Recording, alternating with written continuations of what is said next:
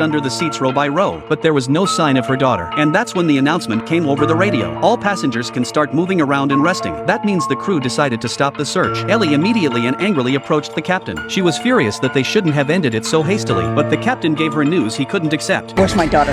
If you come with me, Where is she? Where is she? Dead, goddammit!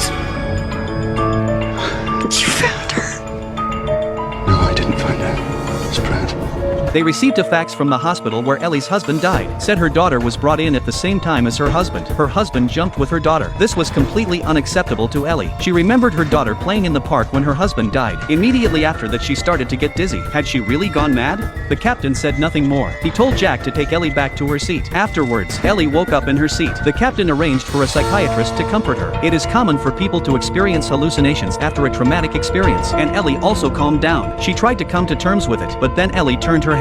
She saw a little heart symbol painted on the glass. Ellie's head snapped out of it. It was the same mark her daughter had made when she first boarded the plane. She held her emotions in check and said she wanted to go to the bathroom. Jack did not refuse her request and accompanied her there. Before entering, Ellie asked Jack to uncuff her, and as soon as she entered, Ellie took off her blouse. She wrapped her fist in her shirt and smashed open the door above her head. Above it was the aircraft's equipment bay. Just then Jack, who was worried about an accident, knocked on the door. Ellie hurriedly poked her head down and said she'd be right out. Then she immediately picked out a line and plugged it in. The oxygen masks fell off the people's heads. Everyone thought there was an emergency. The cabin was in chaos, and Ellie unplugged another wire and shorted out the equipment. All the lights went out. Ellie took advantage of the confusion and escaped from the toilet. She got into the lift and burst into the cargo hold. She called out her daughter's name, but there was no response. And just then, the captain told Jack there was nothing unusual about the plane. Jack realized immediately that Ellie had played him. After some searching, Ellie found her husband's coffin. She suddenly realized that maybe her